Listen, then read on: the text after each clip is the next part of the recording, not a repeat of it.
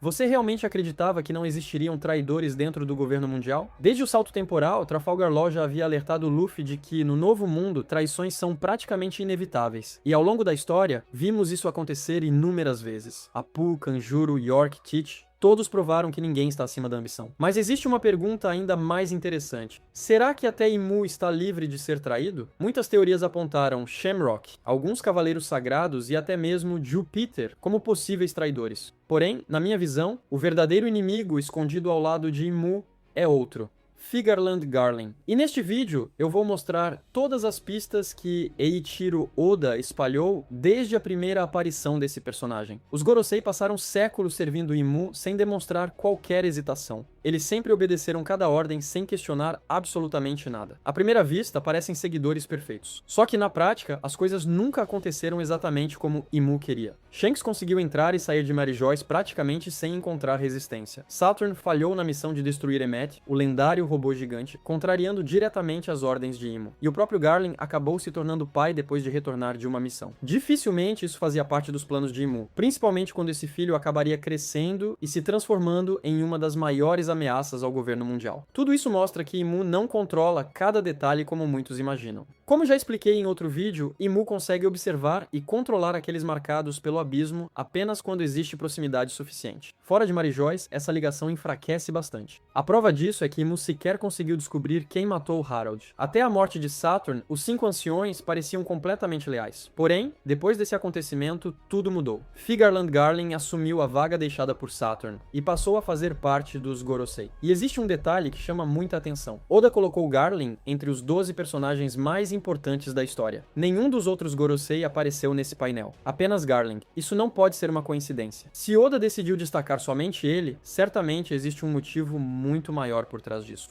Outra pista apareceu quando Imu decidiu ir pessoalmente até Elbaf. Os antigos Gorosei tentaram impedir essa decisão, deixando claro que abandonar Mary Joyce representava um enorme risco. Eles pareciam preocupados com alguma fraqueza que Imu poderia revelar ao sair da Terra Santa. Mas Garling reagiu de forma completamente diferente. Enquanto os outros demonstravam preocupação, ele afirmou que permanecer parado não resolveria nada, e que o foco deveria ser salvar Mary Joyce e impedir que os dragões celestiais continuassem sofrendo com a falta de recursos. Na prática, Garling apoiou totalmente a decisão de Imu. Talvez esse detalhe passasse despercebido em qualquer outra obra, mas estamos falando de Eiichiro Oda. Ele dificilmente desperdiça espaço no mangá com diálogos sem importância. E justamente no capítulo em que revelou a forma ancestral de Imu, Oda fez questão de incluir essa conversa. Isso levanta uma possibilidade intrigante. E se Garling quisesse que Imu deixasse Mary Joyce justamente porque sabia que essa era a sua maior vulnerabilidade? Depois da transformação, Imu aparentemente perdeu sua clássica silhueta misteriosa. Como ele pretende retornar àquela forma? Essa resposta fica para outro vídeo, mas talvez Garling já estivesse esperando exatamente por esse momento. Durante anos, os Gorosei sempre funcionaram como uma única entidade, completamente unidos. Garling, porém, acabou de entrar nesse grupo, e ficou evidente que os demais anciões não ficaram satisfeitos com sua promoção. Na minha opinião, Garling nunca desejou se tornar um Gorosei apenas pelo poder ou pelo prestígio. Esse cargo era apenas mais um degrau rumo ao seu verdadeiro objetivo. E esse objetivo pode ser derrubar Imu. Talvez ele nem queira ocupar o trono vazio, mas tudo indica que Imu representa o último obstáculo entre Garling e aquilo que realmente deseja conquistar. Existe ainda outro padrão extremamente curioso envolvendo esse personagem. Sempre que Garling aparece na história, ele sobe mais um degrau. Primeiro foi apresentado como membro dos Cavaleiros Sagrados, depois assumiu o comando da organização. Mais tarde, após a morte de Saturn, tornou-se um dos Gorosei. Cada nova aparição representa uma promoção. Essa evolução lembra muito a trajetória de Marshall D. Teach. Teach começou como um simples integrante da tripulação de Barba Branca. Depois traiu seus companheiros. Em seguida, tornou-se um Shichibukai. Mais tarde, virou um Yonkou. E sua influência continua crescendo até hoje. Guardem essa comparação porque voltaremos a falar de Teach daqui a pouco. Agora pense comigo.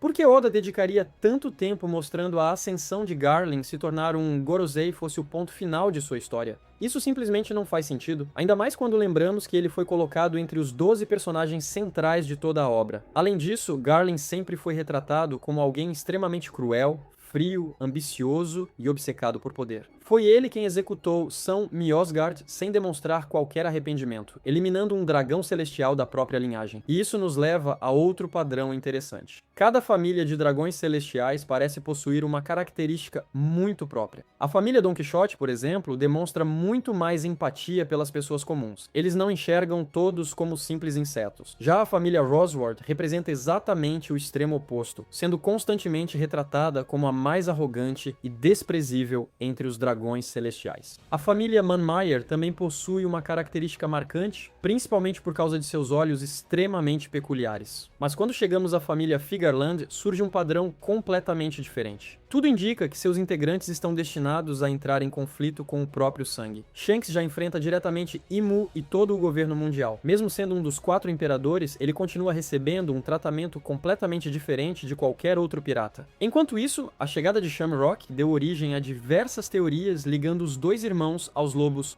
Skull e Hati, da mitologia nórdica. Criaturas destinadas a anunciar o Ragnarök, o fim do mundo. E isso pode estar muito mais conectado ao destino da família Figarland do que imaginamos. Existe ainda outro detalhe quase ignorado pelos fãs. Pouco depois de chegar a Elbaf, Shamrock recebeu uma ordem inesperada para retornar imediatamente a Marijoy. Enquanto isso, Somers e Killingham permaneceram na ilha. Mas por quê? O que Shamrock poderia fazer que nenhum outro cavaleiro sagrado, ou até mesmo os próprios Gorosei seriam capazes? Ou melhor, por que Oda fez questão de incluir essa informação? Talvez Garland quisesse seu próprio filho por perto, porque algo muito maior estava prestes a acontecer dentro da Terra Santa. Se Garland realmente pretende agir contra Imu, faz todo sentido manter Shamrock ao seu lado nesse momento decisivo. Agora vamos voltar a falar de Teach. Reparem em uma coisa. Nenhuma das grandes traições da história aconteceu de forma isolada. Apu teve Kaido. Kanjuro também agia ao lado de Kaido. York traiu Vegapunk para beneficiar o governo mundial. Teach nunca esteve sozinho. Desde o início, contava com toda a sua tripulação para executar seus planos. Seguindo esse mesmo padrão, acredito que Garland também possui um aliado secreto. E esse aliado pode ser justamente Marshall D. Teach. Os dois compartilham diversas semelhanças. Ambos continuam acumulando poder a cada nova aparição. Sempre que Oda volta a destacá-los, eles ocupam uma posição ainda mais alta do que antes. E existe algo que define Teach desde sua introdução. Ele jamais demonstra lealdade verdadeira. Para alcançar seu objetivo final, é capaz de formar alianças com qualquer pessoa. Depois, simplesmente descarta seus parceiros quando deixam de ser úteis. Toda a tripulação de Teach foi construída em cima dessa filosofia. Eles sabem que para o seu capitão, lealdade nunca existiu de verdade. Todos são apenas ferramentas que podem ser descartadas quando deixam de ser úteis. E Garland parece seguir exatamente essa mesma lógica. Ele nunca demonstrou possuir honra ou qualquer senso de justiça. Durante o incidente de God Valley, por exemplo, ele foi derrotado por Rox em combate. Mesmo que não tenha sido uma luta justa, o resultado foi claro.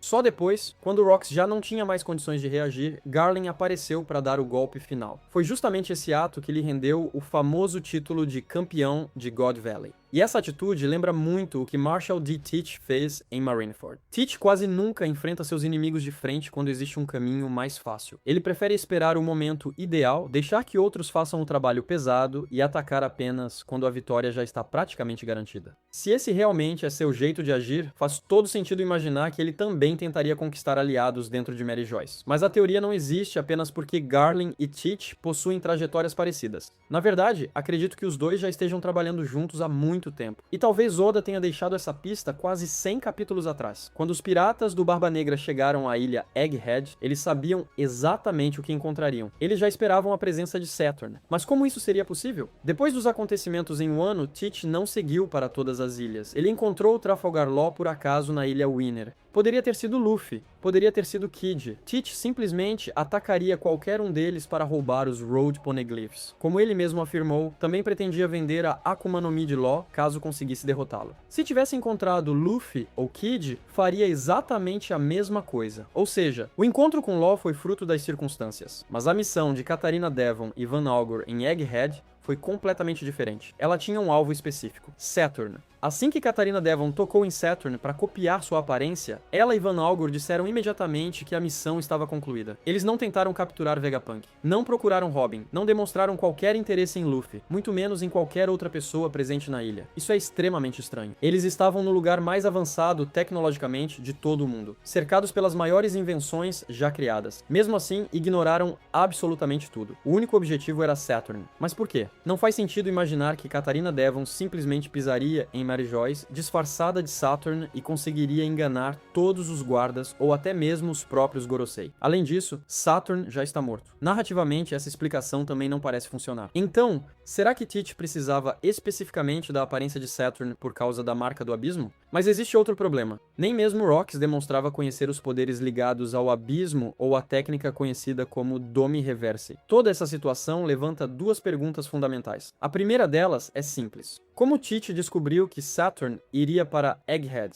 Essa informação era totalmente secreta. Nem Vegapunk imaginava que alguém acima dos agentes da CP pisaria naquela ilha. A segunda pergunta é ainda mais importante. Como Teach descobriu a existência do abismo? Estamos falando de um dos maiores segredos do mundo. Nem mesmo Rox, considerado um dos piratas mais perigosos da história, parecia saber da existência desse poder. Na minha opinião, existe apenas uma resposta plausível. Teach possui um informante infiltrado dentro do governo mundial. E ninguém se encaixa melhor nesse papel do que Figarland Garling. Logo depois dos acontecimentos de Egghead, Saturn morreu. Pouco tempo depois, Garling assumiu sua vaga entre os Gorosei. Sinceramente, não acredito que isso tenha sido apenas coincidência. Parece até que Oda preparou cuidadosamente essa sucessão para colocar Garling exatamente onde ele precisava estar. É claro que isso continua sendo apenas uma teoria, mas dentro da história, todas as peças parecem se encaixar. Teach precisa de alguém poderoso dentro do governo mundial. Garling sempre levantou suspeitas. E toda a operação em Egghead pareceu planejada desde o início. Existe um motivo para Oda nunca ter explicado qual era o verdadeiro objetivo de Katarina Devon e Van Algur naquela missão. Sempre que os piratas do Barba Negra entram em ação, as consequências mudam completamente a história. Foi assim em Marineford, quando mataram Barba Branca e roubaram sua Akuma no Mi. Depois, derrotaram o restante da tripulação dos piratas do Barba Branca. Após o salto temporal, destruíram completamente a tripulação de Trafalgar Law. Em todas essas ocasiões, Oda mostrou rapidamente quais foram os resultados de cada movimento. Mas, desta vez, tudo continua envolto em mistério. Até hoje não sabemos por que Katarina Devon precisava tanto da aparência de Saturn. E acredito que essa resposta só será revelada quando Oda confirmar que Figarland Garling é, na verdade, o grande traidor escondido dentro do governo mundial. Só existe um detalhe inevitável. Mesmo que Garling consiga derrotar Imu, Teach jamais permanecerá ao seu lado. Trair aliados faz parte de sua natureza. Esse sempre foi seu padrão. Ele permite que outras pessoas enfrentem os maiores perigos, e quando tudo termina, aparece apenas para tomar o prêmio para si. Existe ainda uma ironia nessa história. Talvez Teach nunca tenha planejado matar Garling desde o começo, mas isso inevitavelmente acontecerá. Os dois compartilham uma ligação muito mais profunda do que parece. Foi Garling quem matou Rox, e até onde sabemos, Imu é uma das poucas pessoas que ainda conhece toda a verdade sobre esse acontecimento.